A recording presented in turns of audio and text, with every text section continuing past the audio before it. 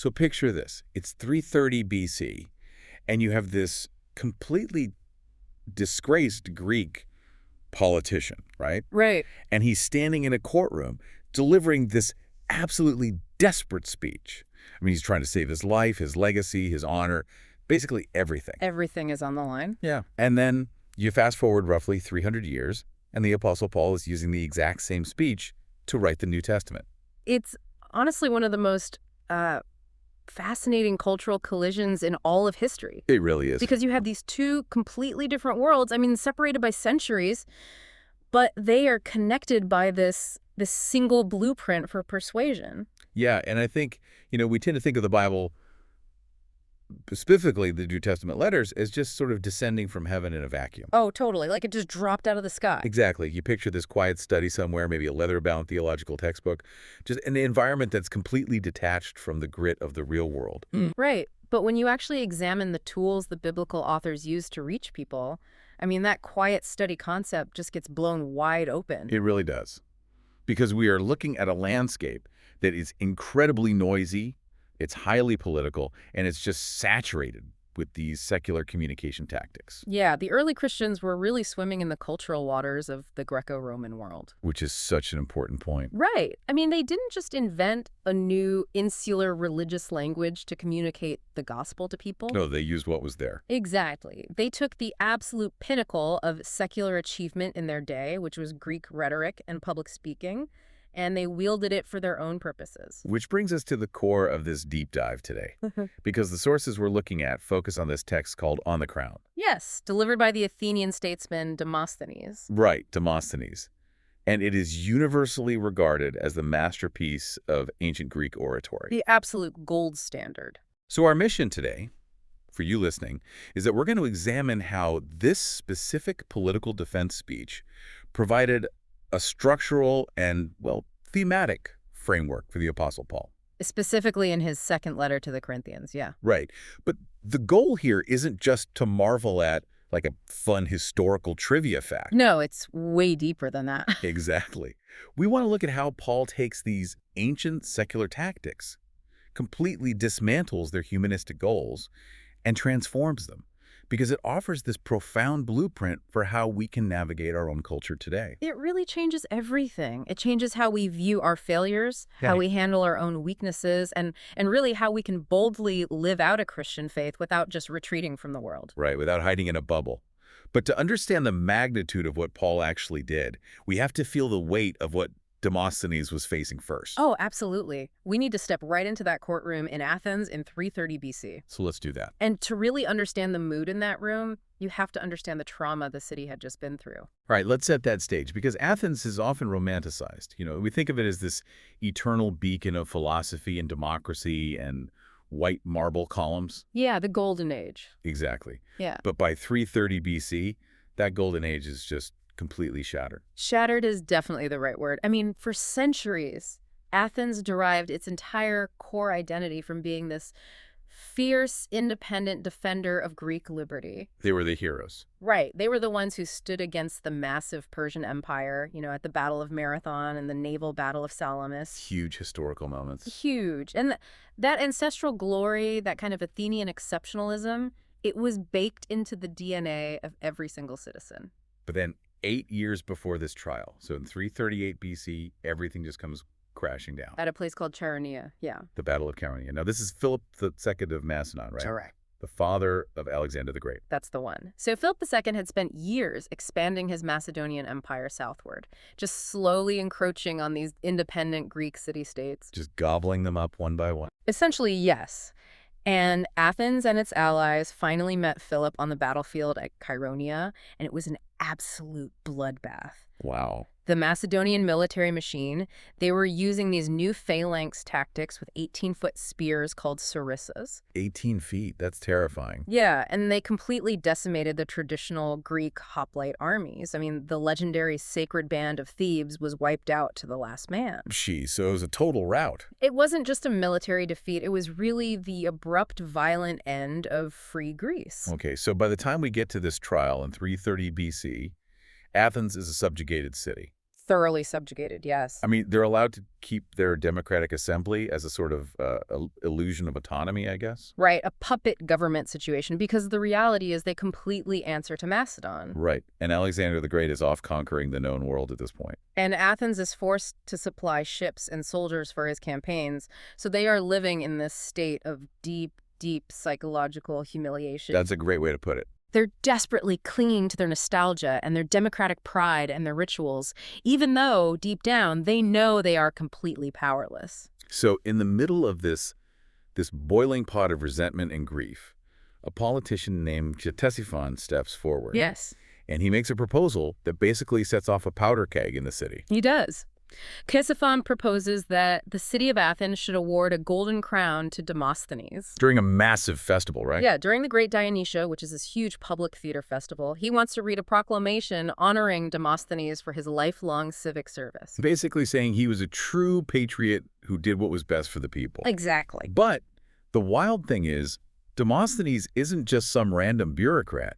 He is the actual architect of the exact foreign policy that led to the slaughter at Chaeronea. Right. He was the loudest, most persistent anti-Macedonian voice in Athens. For decades. For decades. He delivered these fiery speeches, which we now call the Philippics, warning the Athenians that Philip was a tyrant who wanted to destroy them. And he forged the alliances that marched to that disastrous battle. He did. So when Ctesiphon proposes giving the guy who basically lost the war a golden crown, it doesn't go over well. It immediately triggers Demosthenes' bitter, long-standing political rival, a man named Aeschines. Okay, Aeschines. And he was part of the pro-Macedonian faction. Yes, he advocated for appeasing Philip, and he essentially takes Ctesiphon to court, prosecuting him for making a quote-unquote illegal proposal. So it's a lawsuit. Yes.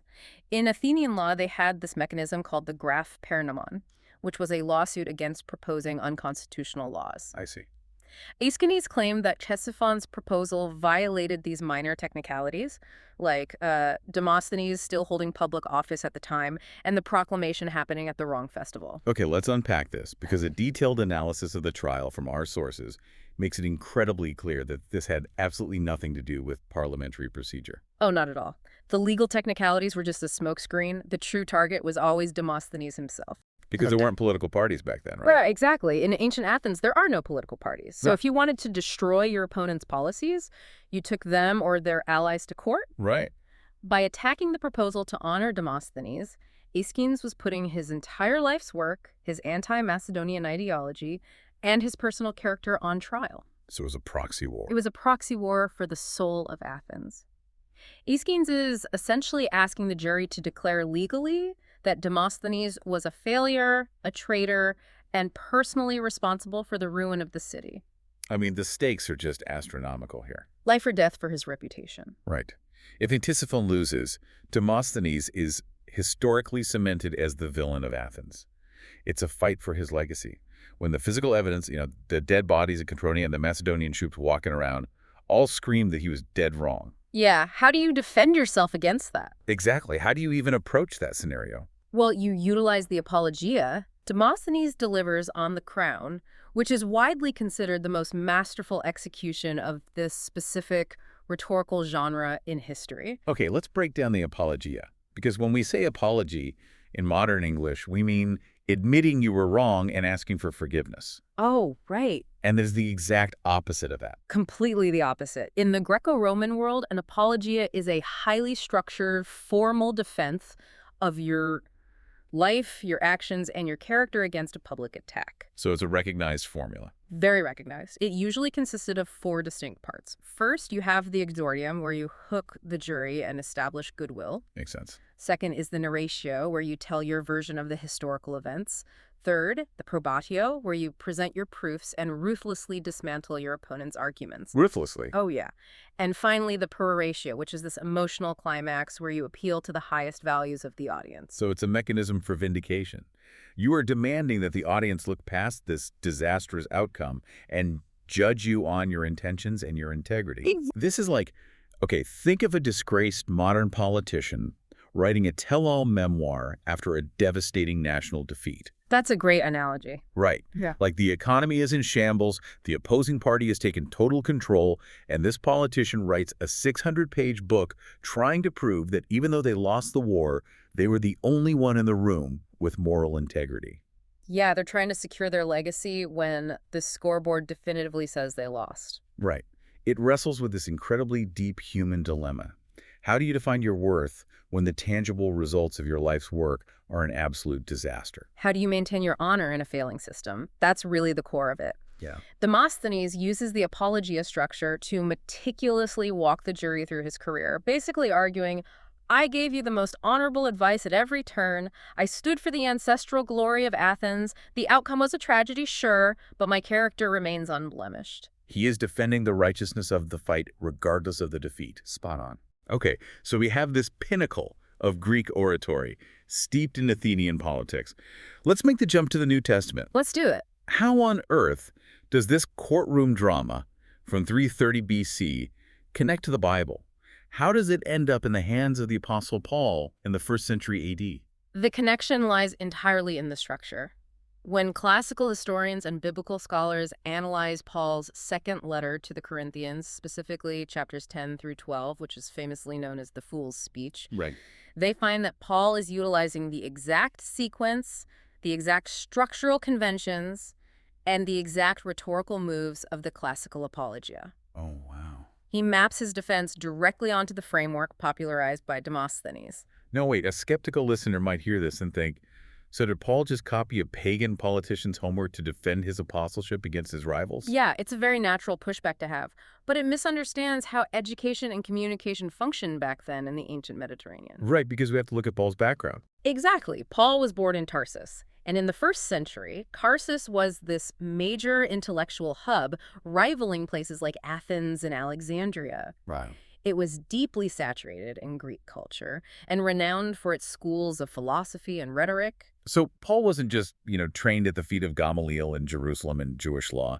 He was simultaneously absorbing the highest levels of Greco-Roman education. Precisely.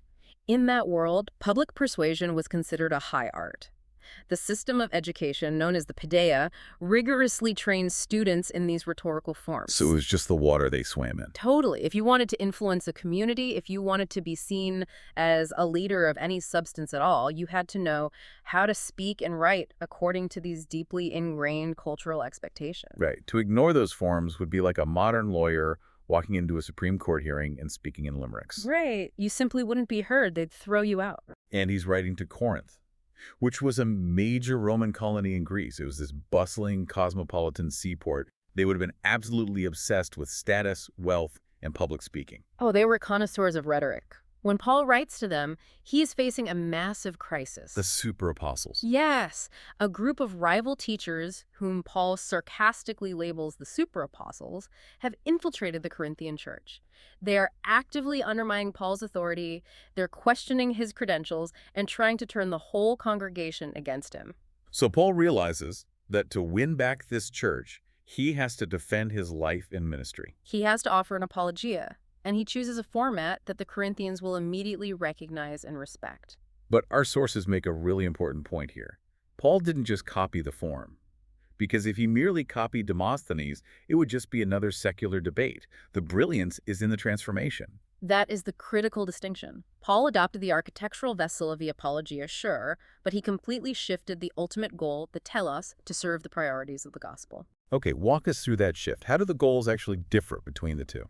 Well, Demosthenes is operating within the realm of deliberative rhetoric.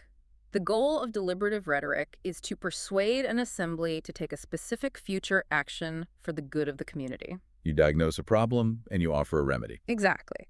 For Demosthenes, the sickness was Philip's aggression and the remedy was armed resistance.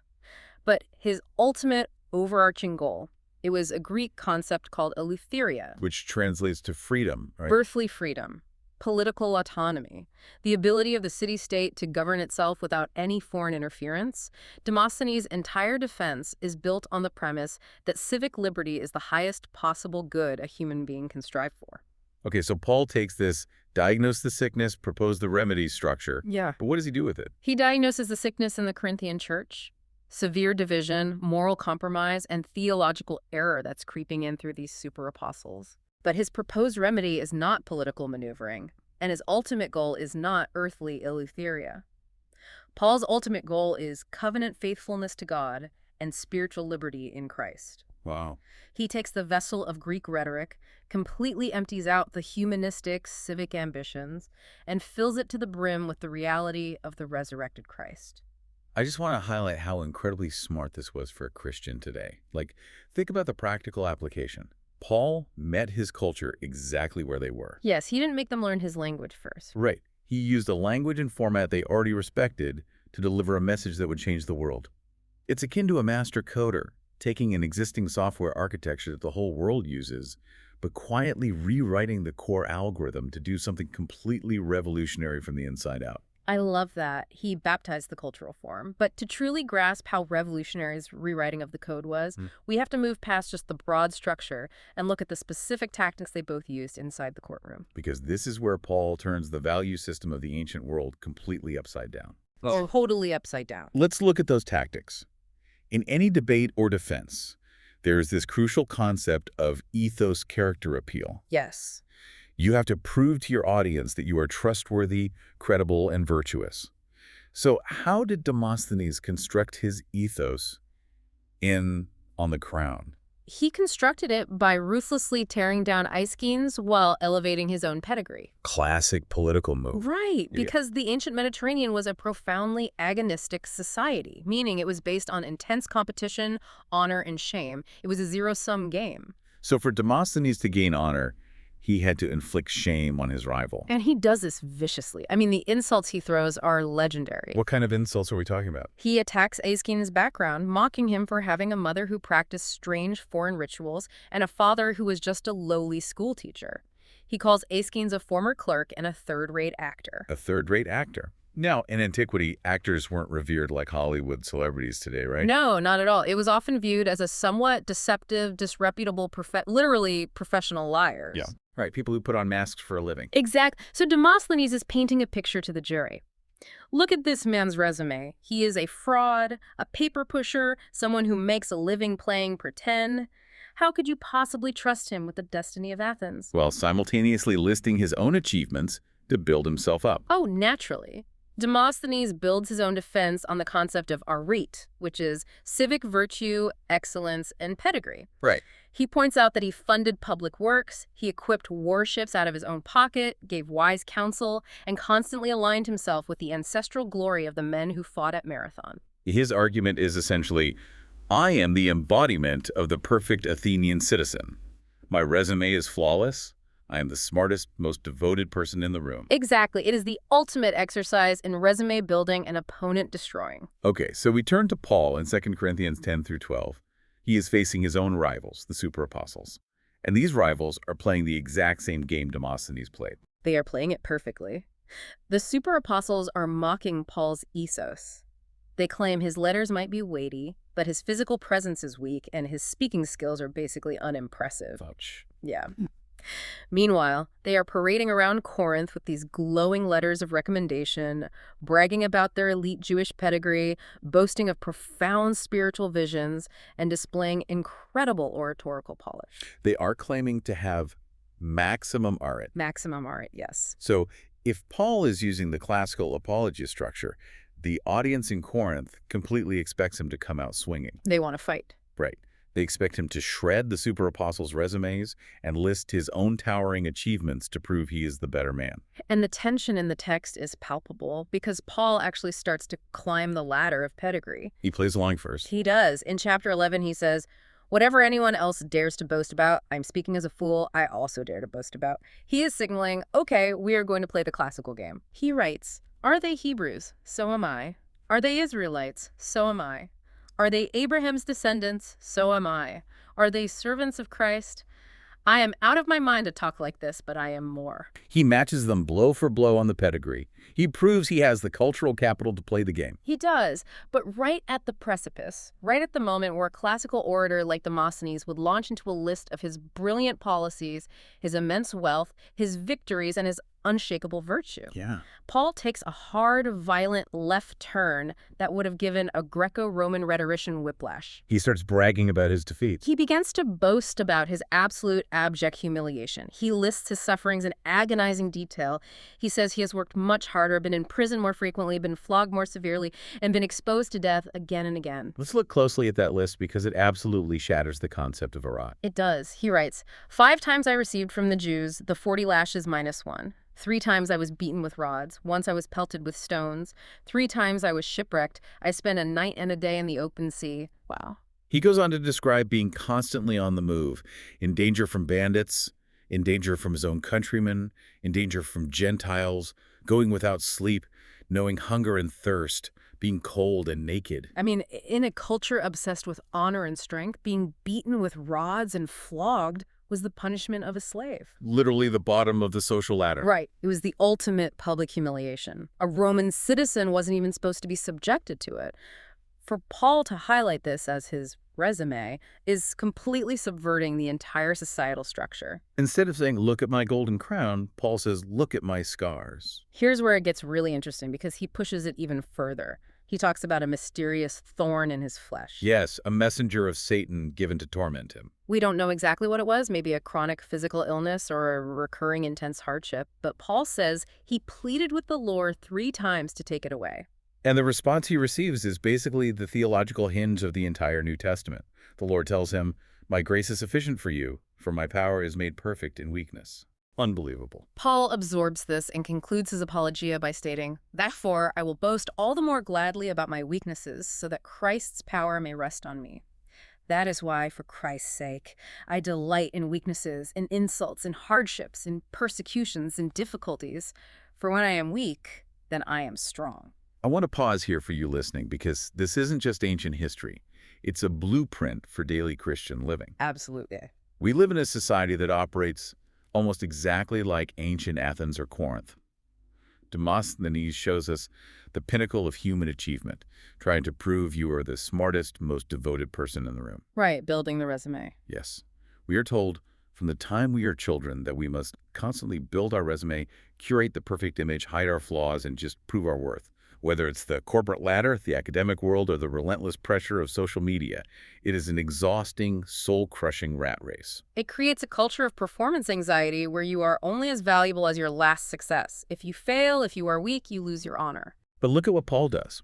Paul shows us that the gospel frees us from that exhausting rat race. We don't have to desperately defend our worldly pedigree.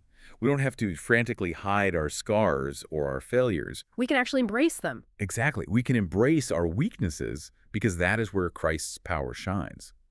This is a direct invitation to let go of your own performance anxiety. Your value isn't derived from your flawless performance. It is derived from Christ. It is a radical paradigm shift. And once you shift how you view your own strength and weakness, it invariably revolutionizes how you view the world around you, especially the uncontrollable, painful events of your life. Which brings us to another deep philosophical contrast in our sources. Fortune versus providence. Right. Who's in control? Exactly. Because both men experience catastrophic hardship. Demosthenes saw his beloved nation conquered and eventually committed suicide by taking poison while fleeing soldiers. Tragic end. And Paul spent years suffering in dungeons, faced constant betrayal, and was ultimately executed by the Roman Empire. They both faced the absolute worst the world has to offer. They did. So let's go back to Demosthenes. On the Crown, if he insists he gave the perfect advice and acted with perfect virtue, how does he explain the fact that the city still fell? Well, Demosthenes has to walk a very delicate tightrope here. He cannot blame Samph, obviously, but he also cannot completely blame the Athenian people because they are the jury holding his fate in their hands. Right, don't insult the jury. Exactly. So he shifts the blame to 2 external forces. First, he points to human corruption. He claims there was a contagious disease of bribery and treachery among the leading politicians in the other Greek city-states. Blaming corrupt, self-interested politicians in other jurisdictions. Some things ever change, huh? Truly timeless. He basically says they sold their souls to Philip for Macedonian gold, and that betrayal undermined Athens' pure efforts. Okay, but there is a much darker force he blames. Yes. He blames a concept the Greeks called taish. Taishe. Spell that out for us. What does it mean in this context? Taiche is often translated as fortune, chance, or fate. In the Hellenistic world, particularly as the traditional city-states began to crumble under empires, Taish became personified as a goddess. Really? Yeah, she was often depicted holding a rudder to steer human affairs, or balancing on a rolling sphere to show how quickly luck can change. She's blind, capricious, and entirely unpredictable. Wow. Demosthenes argues that he steered the ship of state perfectly, he was a flawless captain, but the storm of Taish was simply too vast. He says essentially, I did the math right, I built the perfect machine, but the universe just decided to crush us anyway. Yes. He separates his moral victory from the physical outcome. For Demosthenes, the final outcome of the war was in the hands of the gods or blind cosmic fate. It wasn't up to the orator. Right. His moral victory is independent of success, but he still views the loss as a tragic, meaningless turn of the cosmic wheel. When you really sit with that, it is a deeply noble, yet utterly hopeless worldview. Very bleak. Right. You can do everything right. You can be virtuous, brave, and brilliant, and a blind, chaotic universe might just destroy you for absolutely no reason at all. There is no overarching purpose to the suffering. It leaves you entirely at the mercy of chaos. So what is the biblical contrast? Because our sources highlight that Paul takes this concept of blind fortune and completely annihilates it. He shifts the worldview from blind fortune to sovereign providence. Let's define the difference. Because from the outside, the storm looks exactly the same. The storm is exactly the same. The shipwrecks, the beatings, the imprisonment, the pain is intensely real, but the difference is who is generating the storm. Right. In the biblical theology that Paul preaches, suffering, defeat, and hardship are not random, meaningless turns of a blind wheel of fate. They are not just bad luck. Well, they are viewed as part of God's sovereign, intentional, and redemptive purpose. it's the difference between being on a ship without a steering wheel, just hoping the ocean currents are kind of basically fortune, versus being on a ship steering through a terrible storm, but knowing the captain plotted the course for a specific reason. That is providence. The waves still crash over the deck, you still get battered, but the suffering isn't random. And we see Paul live this out. When Paul is sitting in a Roman prison facing potential execution, he doesn't write to the church in Philippi and say, well, my luck ran out. The disease of corruption in the Roman legal system caught up to me, and fate handed me a terrible hand. No, instead he writes, now I want you to know, brothers and sisters, that what has happened to me has actually served to advance the gospel. Exactly. He sees the invisible hand of a sovereign God working through his defeat. He recognizes that his imprisonment has emboldened other Christians to speak fearlessly, and the gospel is penetrating the elite Praetorian Guard. God is weaving the tragedy into a larger tapestry of redemption. I want to connect this directly to your daily life, to the listener. Yeah. Because we all face our own versions of Karania, right? We all do. When things go wrong, at work, in relationships, in health, the worldly view, like Demosthenes, leads to bitterness. You either become consumed with blaming the people who ruined your plans, or you throw your hands up and blame bad luck. Both of those paths leave you feeling powerless and victimized. You become hardened. But the Christian view, the Pauline view of providence, offers immense peace. It inspires a deeper love for Christ by trusting that he is sovereign even over our defeats. Right. The worst things that happen to you are not outside of his control, and he promises to work all things together for good. It doesn't mean you don't weep over the loss, but it means you know the pain is never wasted. It infuses even the darkest moments of a Christian's life with ultimate meaning. And because the early Christians possessed this unshakable trust in God's providence, it completely changed how they interacted with the hostile culture around them. Which leads us to another incredible connection drawn from the sources. We've seen how Paul repurposed rhetoric and redefined success and fate. Now, how does this inspire us to act to our communities today? Right. How do we speak out? Exactly. The sources focus heavily on a specific Greek rhetorical term, parrhesia. What exactly is that? Parrhesia is a classical Greek concept that literally translates to all speech or frank speech. Okay. In the Athenian democratic tradition, it wasn't just the right to free speech as we think of it today. It was considered the highest moral obligation of a citizen, and particularly of an advisor or statesman. So it's a duty. It was the duty to speak the truth plainly and fearlessly to the assembly, even when the truth was deeply unpopular, offensive, or dangerous to the speaker. It's the exact opposite of flattery. Mhm. Like, a demagogue tells the crowd what they want to hear to gain power, but a statesman uses parrhesia to tell the crowd what they need to hear to survive. Even if they hate him for it. And that is precisely how Demosthenes utilized it brilliantly against the threat of Philip. Right, because the Athenians didn't want to hear it. For years, they did not want to hear that Philip of Macedon was a looming threat. They wanted to enjoy their wealth and their peace. But Demosthenes used parrhesia to constantly agitate them, warning them of the impending danger. He risked everything to tell them hard truths. It was the hallmark of his courage. And the fascinating thing is, the New Testament writers adopted this exact concept for gospel proclamation. Oh, really?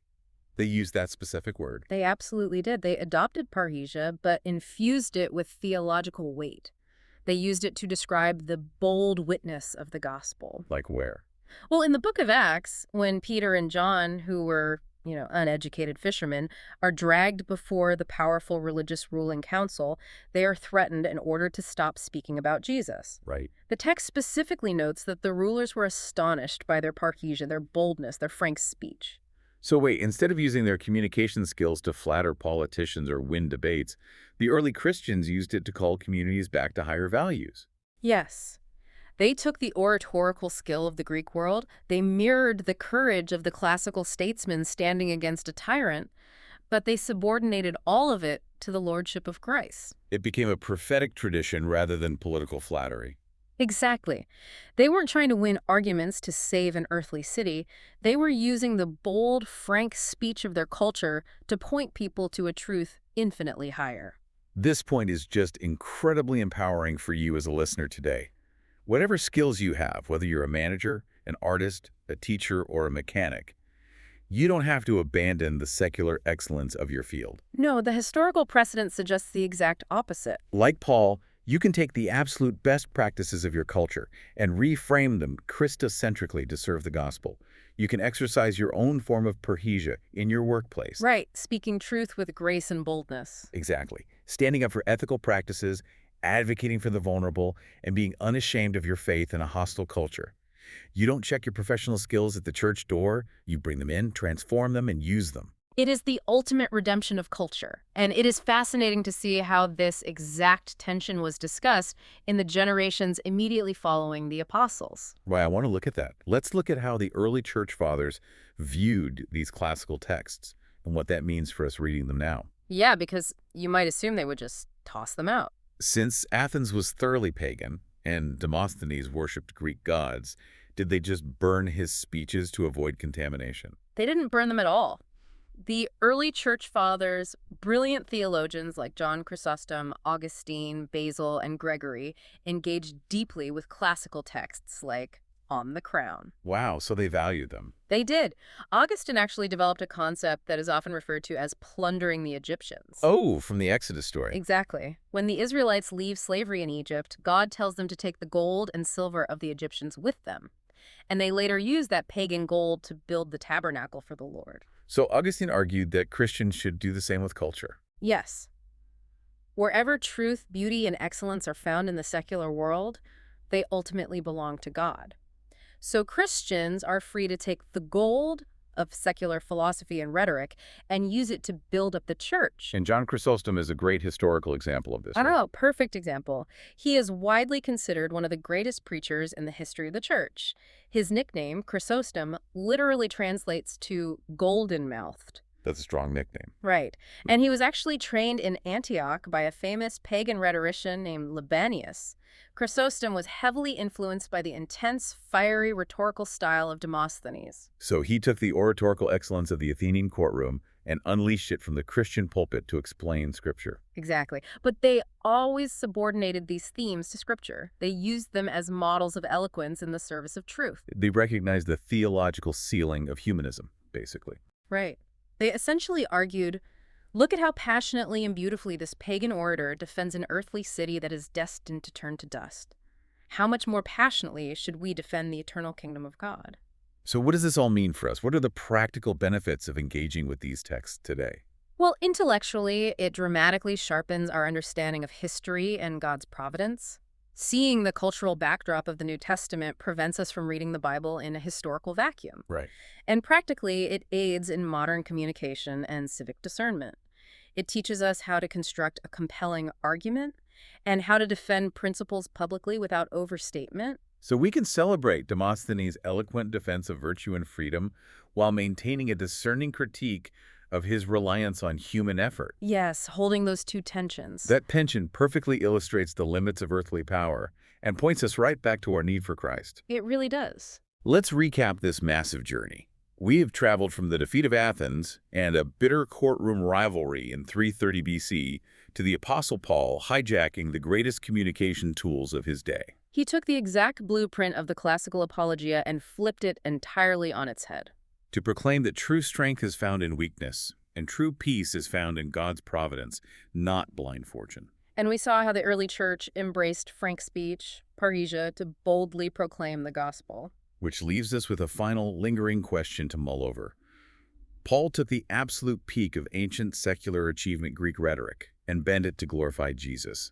So look at your own life, your own career, and your own culture.